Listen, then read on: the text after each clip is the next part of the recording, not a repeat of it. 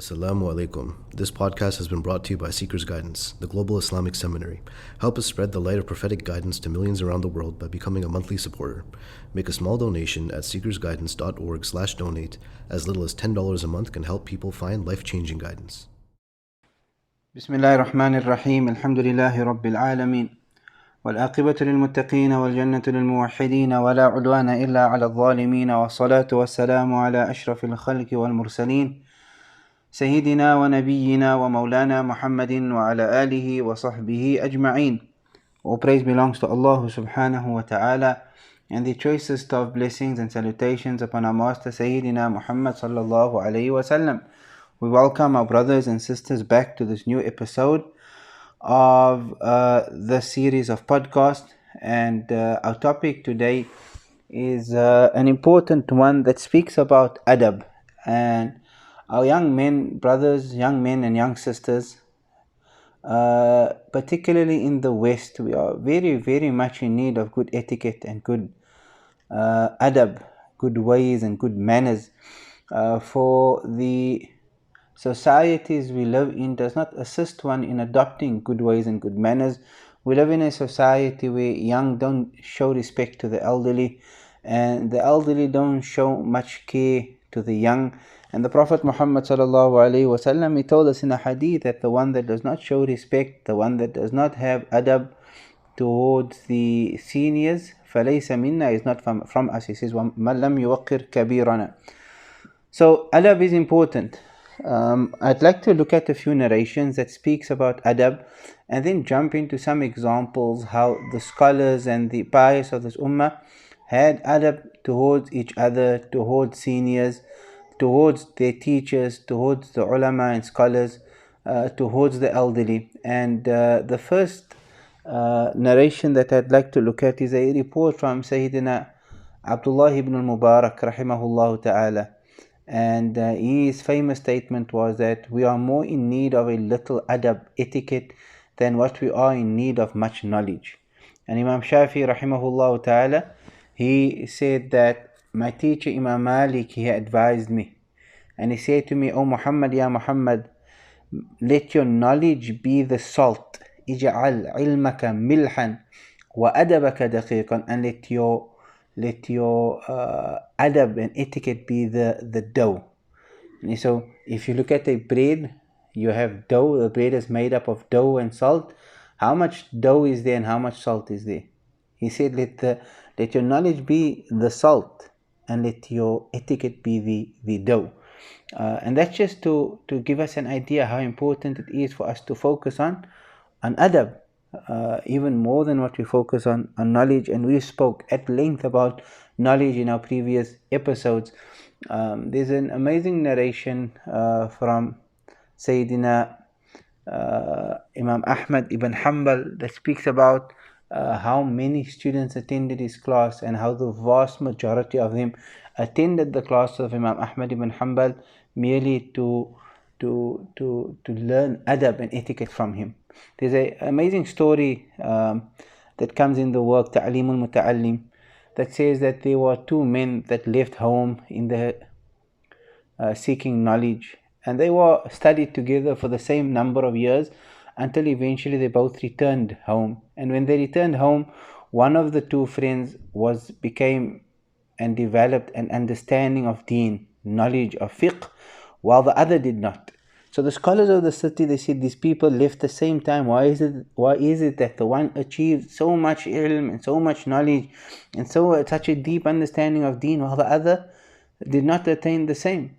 So they looked at them and started inquiring, and then they were informed that the scholar that developed tafaqquh, a deep understanding of deen, he was known that whenever he prepared work for class and revised work of class, he would sit facing the Qibla, and the other would sit with his back towards the Qibla. And then they said that Allah opened up and gave the one deep understanding of deen because of his adab with his books of knowledge at the time of preparing, such that when he did so facing the Qibla. And it is always sunnah to look and face the Qibla when doing any act of importance, while the other was deprived for the lack of adab. And that's such an amazing narration, because it shows again, and we emphasized these meanings previously, that you will receive knowledge in proportion to the amount of etiquette and adab one shows with his teachers. In another narration, one of the very famous students of Imam Malik, Abdurragmaan ibn al-Qasim, he said that I served Imam Malik for 20 years. And of those 20 years, I received knowledge from him in 2 years, while 18 years I just received and learnt adab. And then he said, Ya laytani, how I wish I dedicated the full 20 years just to adab. Right? And thus was the importance of adab. And adab ties into many a times it ties into the opinion that we hold of ourselves.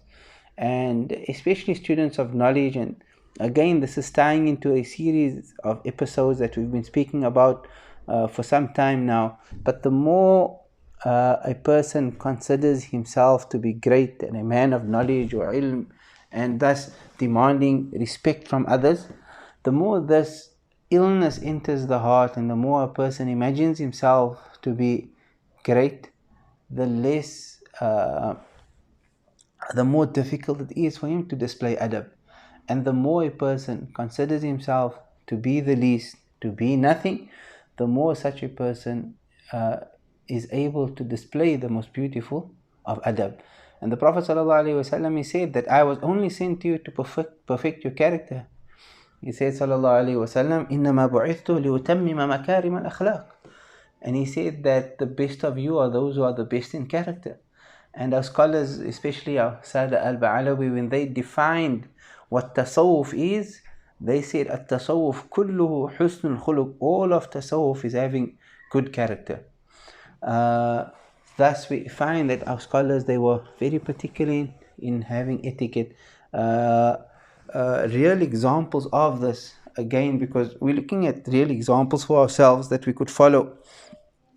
In Dar al-Mustafa, the Institute of Sayyid Habib Umar,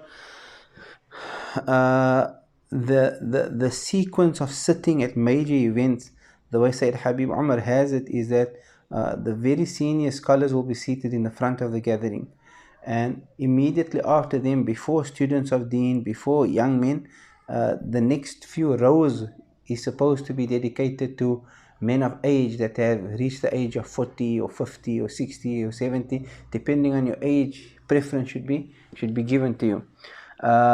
We observed with our teacher Sayyid Habib Umar on many occasions where his elder brother Habib Ali Mashhoor would be in a gathering, and he would prefer not to be sitting in the front row with the scholars, but he will be in the first row that faces the scholars out of respect for his brother.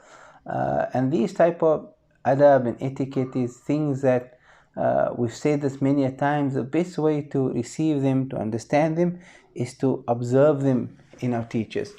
Now, and thus we find that there were amazing events, and the way the companions Ridwanullahi ta'ala alayhim ajma'een, and their etiquette and their adab and the way in which they lowered themselves was really, really unbelievable. And a famous narration in this regard that shows how the companions, whenever they, it was even imagined that they did not have adab with Rasul sallallahu alaihi wasallam, it would cause them great grief and difficulty. And a famous narration in this regard is the narration of the companion Thabit, who was one sitting in the road, and he was seen crying, and that was after verses of the Quran were revealed, where Allah subhanahu wa ta'ala said, "O those who believe, do not raise your voices above the voice of the Prophet." So Thabit began crying when these verses were revealed. Another companion passed by him and asked him, "O Thabit, why is it that you are crying?" And he says that I fear that this verse of the Quran was revealed regarding me, because I have a loud voice, and when I speak, my voice is naturally louder than that of the Messenger sallallahu alaihi wasallam. And Allah said, "O those who believe, do not raise your voices above the voice of the Messenger sallallahu alaihi wasallam." And at the end, Allah said, if you fearing that the one who does so, أَن تَحْبَطَ أَعْمَالُكُمْ وَأَنْتُمْ لَا تَشْعُرُونَ, your deeds will be cancelled out, and you won't even feel it, you won't even see it, but your deeds will begin to be cancelled out. So he says, I fear that my actions have been cancelled out, and that I'm going to be from the people of the fire, and therefore I am crying. When this happened, the companion whose name was Asim, he went to the Prophet ﷺ, and he explained to the Prophet ﷺ, I found Thabit, and he imagines that the verse of the Quran refers to him. So the Prophet ﷺ said, call him, go to him and call him to me. So Asim went to Thabit and said to him, the Prophet ﷺ is calling you, he wants to see you. So Thabit went to the Prophet ﷺ, and the Prophet said to him, O Thabit, ma yubkik, what is causing you to cry? So he said, Ya Rasulullah, my voice is naturally loud, and I fear that this verse of the Quran may be referring to me. Upon which the Prophet ﷺ said to him, and this was so amazing of Rasul ﷺ, how the Prophet ﷺ could cheer someone up, right? And that's also from adab. Cheering somebody up, saying things to somebody that will make him or her feel good about themselves is part of good adab. So the Prophet ﷺ said, are you not pleased that you will live in this world praised, and you're going to be killed as a martyr, and that you will enter paradise? And of course this was glad tidings to Thabit that he received from the Messenger Muhammad ﷺ. And on top of that, he said he will never raise his voice above the voice of the Messenger Muhammad ﷺ. Subhanallah, may Allah subhanahu wa ta'ala grant us to have adab, and may Allah subhanahu wa ta'ala allow us to see others as more important than ourselves. We are witnessing in the world today the coronavirus, a new string, I should say, of the coronavirus. Otherwise, the coronavirus is something that has existed in the world long before the recent outbreak in China, and many people don't realize this, so that they imagine that whenever a reference was made to the coronavirus in the past, it's as if it's a conspiracy theory, or they imagine that the scholar that spoke of it had a deep sense of kash, even though we don't deny the fact that many a times our scholars do have kash. But this is the third string of the coronavirus. Prior to this string that is now called Cove, if I remember correctly, there was MERS and there was SARS, which are other branches of the coronavirus. Nonetheless, the idea of putting others forward and giving preference to others, and how this ties into you and I having adab and respect for others, because like I said, the root cause of you and I not showing respect to others and not giving preference to others and honoring others is the fact that we hold a high opinion of ourselves. And in relation to this coronavirus, an important narration that one should keep in mind is the one where the Prophet spoke about a plague. And he said that a city that is afflicted with a plague, people of that city, Muslims within that city, it's haram for them to leave that city. They should remain there. He said no one should travel from the city and no one should travel to the city. And what the Prophet ﷺ is telling us over there is, he's telling you and I that if you find yourself in that city, even though you may possibly be afflicted with the plague, and the fact that you fleeing, you may be able to save your life, he's telling you don't run to save your life.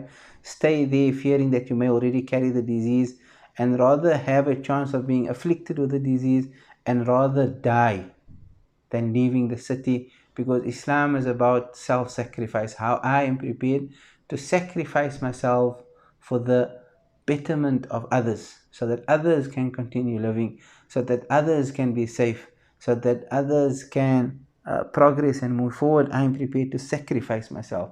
And that's such an amazing lesson from the Prophet ﷺ. If we develop that quality of self-sacrifice, whereby I realize that the best thing I can do for myself, really, really and truly, is to be of service to others, I will find that it's going to be much more easier for me to serve others. It's going to be much more easier for me to give preference to others. It's going to be much more easier for me to respect others, to honor others, to serve others, and to have etiquette with them, to hold a good opinion about them. And thus was the way of our pious, thus was the way of our scholars. They gave preference to others, and they had etiquette and adab with others all the time. There's a beautiful narration again regarding how the companions had adab. This one of Sayyidina Ali radiallahu anhu. So Shaykh al-Jailani, he once saw the Prophet sallallahu alaihi wasallam, and this was prior to the Dhuhr prayer. And the Prophet said to him, "Hey my son, why don't you speak? Why don't you deliver discourses and teach and call people to Allah?" So he said, Ya Rasulullah, I'm a man that is an Ajami, in that I don't have a pure Arab tongue. So how do I speak among the eloquent people here in Baghdad? So the Prophet ﷺ told him, open your mouth, Ya Abdul Qadir. And he said, I opened my mouth, and the Prophet ﷺ spat thrice into my mouth. Sorry, the Prophet spat 7 times into my mouth. Ya Rab. And the Prophet ﷺ told me to now speak in front of people and to call to the way of Allah subhanahu wa ta'ala with wisdom and a good admonishment. So he said, I prayed Salatul Dhuhr and I sat, and a large number of people came to benefit from me, to study from me. And then I was struck with fear. Right? He said, فَأُرْتِجْ عَلَيَّ. And he was struck with fear and he was unable to speak. And then he saw Sayyidina Ali radiallahu anh. And Sayyidina Ali radiallahu ta'ala anh was standing by him, by his side, and he said to him, oh my son, speak, call people to Allah. So I said, oh my father, I urtij alayya, this crowd caused me, instilled a sense of fear within me that is causing my tongue to be tied and I cannot speak. So Sayyidina Ali radiallahu anh told him, open your mouth. And he said, I opened my mouth. And Sayyidina Ali spat 6 times in his mouth. So Shaykh Abdul Qadir said to him that, Ya Ali, why don't you complete the number to 7 as how the Prophet ﷺ did? Or he didn't mention the Prophet, he said, why didn't you complete it to 7 times? And Sayyidina Ali responded by saying, I stopped at 6 so that I may have adab with the Messenger ﷺ. And then Sayyidina Ali left and he said, I was able to speak to people. I remember once we were sitting with Habib Muhammad bin Abdurragmaan Khan, and he spoke about having adab with teachers. He said that their nurturing was such that they, even in their clothing, they would be dressed less than the teacher. He told us once a student came to him and the turban he was wearing was double the size of his turban, and much longer than what his turban is. And the student came and said, oh Habib, I want you to teach me deen and I want to become your student, and so forth and so on. And Habib responded to him and said to him, go back home and shorten your turban, and then you come back to me and you can study. And he was telling us that the tarbiyah, and these are real life examples of men that when sitting with them you can observe adab in them. He said that they were trained such that never to be dressed more than what the teacher is dressed. If the teacher was not wearing a jubbah and they would come into the company of a teacher, they would prefer removing the jubbah such that they are not dressed with an extra layer of clothing more than the teacher. They would never have a turban that would be longer than the teacher. And thus adab to them meant that I cannot even outwardly appear to be more, I cannot outwardly outdress my teacher or appear to be having more clothing of the scholars or the sunnah outwardly, out of respect for one's teacher. And thus in our community, the people of old in our community, there's a famous saying from them that you can achieve what you want in life in terms of degrees and in terms of academics and in terms of wealth, but if you do not have etiquette and character, then you have nothing. Ajani adab heti, they would say, if you do not have character, then you have nothing. If you don't have good character, you have nothing. So we conclude this by praying that Allah teaches us good character, that we know our place and we know who we are, and that we are able to show respect to everyone around us, especially our seniors. Our seniors, when the opportunity presents itself and they greet us, we should be kissing their hand, honoring them, putting them on pedestals. In our gatherings, they should be right in the front. They should be seated either in the front, if there's space among the senior scholars, otherwise in the front row. And our scholars, similarly, we should have respect, and then we should have respect for each other, and we should have adab and etiquette with each other, and even towards the young and every human being living on the face of the earth. May Allah subhanahu wa ta'ala grant us adab بهذه النوايا بما نوى سلفنا الصالح وبما نوى سيد الحبيب عمر وإلى حضرة النبي محمد صلى الله عليه وسلم. الفاتحة. سبحان ربك رب العزة عما يصفون وسلام على المرسلين والحمد لله. Thank you for listening. This podcast was brought to you by Seeker's Guidance, the Global Islamic Seminary. Visit seekersguidance.org to access reliable Islamic knowledge taught by qualified teachers.